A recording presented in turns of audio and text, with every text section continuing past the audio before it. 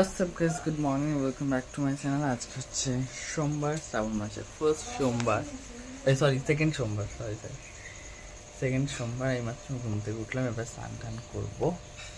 বাবা সকাল সকাল চলে গেছে বাজারে ফুল টুল আনার জন্য। আর ঝিরিঝিরি বৃষ্টি পড়ছে, আকাশটা পুরো মেঘলা হয়ে রয়েছে। এর আগের সোমবারে তো রোদ ছিল, পরে গিয়ে বৃষ্টি হয়েছিল। আর আজকে আলাম সকাল থেকে বৃষ্টি, ফুল ফুটেছে গাবা, আর কি জবা ফোটেনি। চলুন, হয়েছে আমার লেটও হয়ে গেছে উঠতে, 8:30 বেজে গেছে। ভেবেছিলাম তাড়াতাড়ি উঠবো, কিন্তু হয়নি, 8:30 বেজে গেছে। চলুন স্নান করে গিয়ে, আবার কখন ঝমঝম করে নেমে যাবে বলা তো যায় না।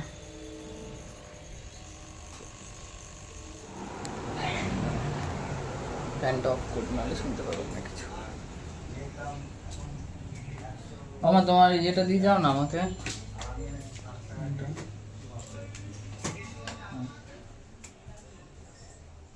একটা রাখো, রেখে নিয়ে যাও।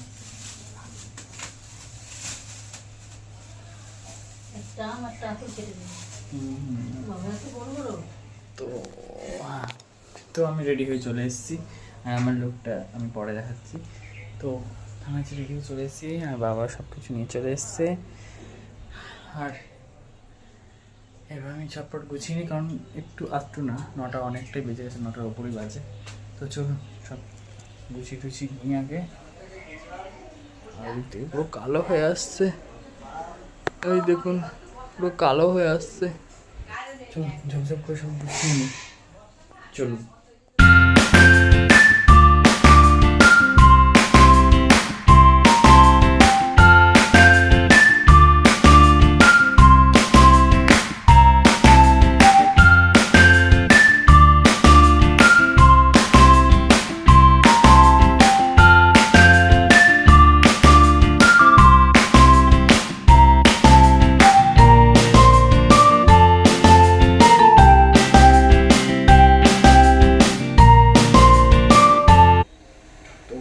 আমি চলে এসেছি পুজো দিতে, আর আগে বাবাকে আমি স্নান টান করাবো এখন।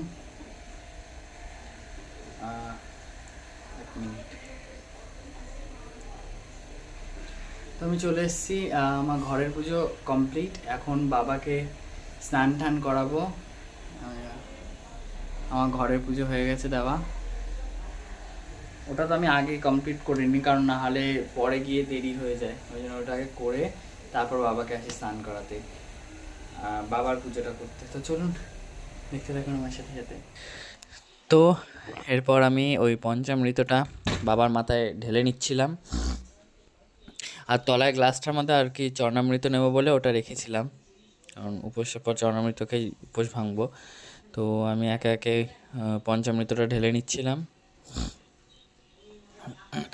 তখন না খুব মেঘ করেছিল জানেন তো, কিন্তু ভাগ্য ভালো যে বৃষ্টি আসেনি। বৃষ্টি আসলে ভালো করে স্নান টান কিচ্ছু করাতে পারতাম না বাবাকে। তো ওই কারণে এটা নাগ দেবতা আর ত্রিশূলের ওপরে একটু দিয়ে নিচ্ছিলাম পঞ্চামৃতটা। তারপরে নন্দী মহারাজের ওপরেও দিয়ে নিচ্ছিলাম, ওটার ক্লিপ নিতে পারিনি। তো সবাইকেই আমি আর কি একটু একটু একটু করে পঞ্চামৃত দিয়ে দিচ্ছিলাম। আর কালকে দুধের খুব ক্রাইসিস ছিল, কোথাও দুধ পাওয়া যাচ্ছিল না। তো এরপর আমি জানি না, আমি ওই পঞ্চামৃত দেওয়ার পর সবসময় জল দিয়ে ধুয়ে দিই বাবাকে। তো আমি গঙ্গার জল দিয়ে ভালো করে বাবাকে ধুইয়ে মুছিয়ে দিচ্ছিলাম, যাতে ওই আঠা আঠা ভাবটা না থাকে। এরপর এই দেখুন, এই হচ্ছে সেই অশ্বগন্ধা চন্দনটা, যে চন্দনটা আমি দিই সবসময় বাবার মালা ফুলে। এইটা হচ্ছে সেই চন্দনের কৌটোটা, দেখছেন, অশ্বগন্ধা চন্দন। এইটা দিয়ে গুলে, ইনফ্যাক্ট বাবার মাথায়ও যে টিকাটা দিই সেটাও এটা দিয়ে, আর আমিও ওই মাথায় যে টিকাটা দিই সেটাও এটা দিয়ে। তো আমি মালা ঠালায় সব ফুলে দিয়ে নিই, প্রথমে দিই না, ওইখানে গুলে নিয়ে তারপরে দিই। এই যে, আর চন্দনটা না একটা অদ্ভুত স্মেল আছে, অদ্ভুত একটা গন্ধ আছে, ভালোও লাগে এটা চন্দনটা।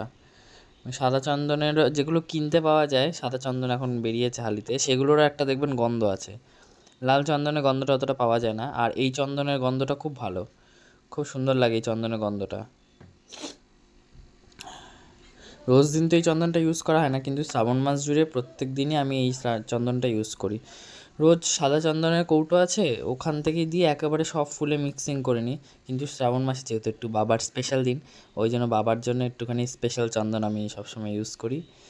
আর দেখতে পাচ্ছেন আমি চন্দন দিয়ে সব ফুল, ধুত্র ফুলের বীজ, বেলপাতা, ধুত্র ফুল সব নিয়ে এসেছিলো বাবা, সবেতে আমি চন্দন লাগিয়ে লাগিয়ে দিচ্ছিলাম। চন্দন লাগিয়েই দিতে হয়। তো এরপর বাবাকে দেখুন আমি ওই টিকাটা পরিয়ে দিচ্ছিলাম ওই চন্দন দিয়ে, যেটা আগে বললাম। সুন্দর করে টিকাটা পরিয়ে দিচ্ছিলাম, যেহেতু একটু বাবার গায়ে ভিজা ভিজা ছিল না, ওই জন্য চন্দনটা ঠিক বসছিল না এবং লেপটেও যাচ্ছিলো। অনেকক্ষণ ধরে ট্রাই করার পর তবে গিয়ে একটা ঠিকঠাকভাবে বসেছিল। এই দেখুন, এবার আমি আরতি করছিলাম মোমবাতি দিয়ে, মানে ধূপ ধুনো যা যা দিয়ে করি সব কিছু দিয়ে। আর এই যে পাশ থেকে যে ধোঁয়াটা দেখছেন ওটা কিন্তু ধূপকাঠি নয়, ওটা কিন্তু ধুনো, ওই স্টিক ধুনোগুলো যেগুলো হয় ওইগুলো।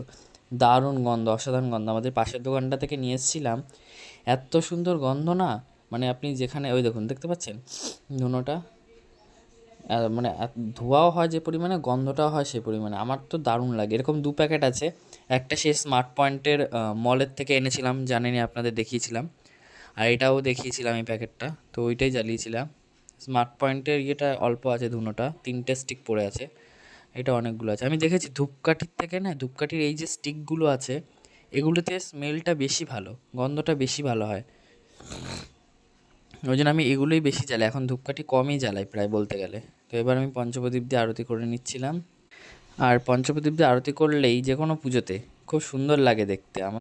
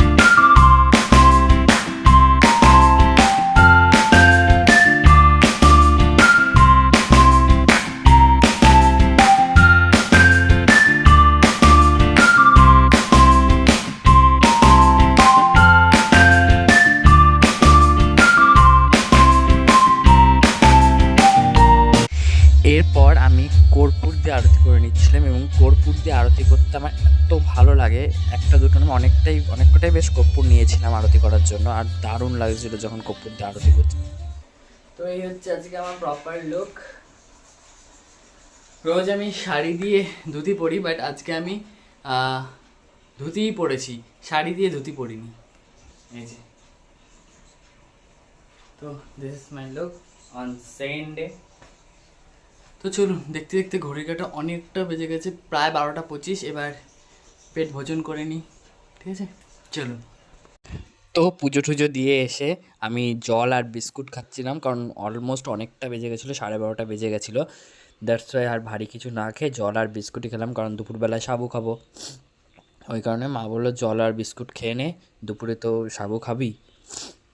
তো চলুন খেয়ে ঠেয়ে নিই, হেব্বি গরম লাগছে। দাঁড়াও, এই দেখুন গাইস, যতক্ষণ আমি পুজো দিলাম ততক্ষণ কোনো বৃষ্টি নেই, মানে শিব ঠাকুর আমার সাথে ছিল, বুঝলেন তো? যতক্ষণ আমি পুজো দিলাম ততক্ষণ অবধি কোনো বৃষ্টি নেই, ঠিক তারপরে বৃষ্টি নেমে জানে উপোস করলে গরমে কষ্ট হয়, ওই জন্য পুজো যখন হয়ে গেছে তখন ঠান্ডা করে দিই, ঠাকুরও আমার সাথে আছে। বৃষ্টি নেমে গেছে।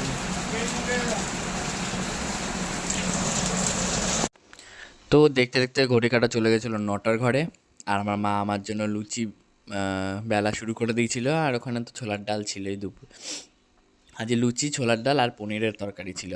তো চলুন, সবাই খুব ভালো থাকবেন, সুস্থ থাকবেন, দেখাবে নতুন একটা ব্লগে। লাইক, শেয়ার, কমেন্ট, সাবস্ক্রাইব করতে ভুলবেন না। Daily lifestyle with Sourav. ততক্ষণের জন্য টাটা, দেখা হবে নতুন একটা ব্লগে। সবাই খুব ভালো থাকবেন, টাটা।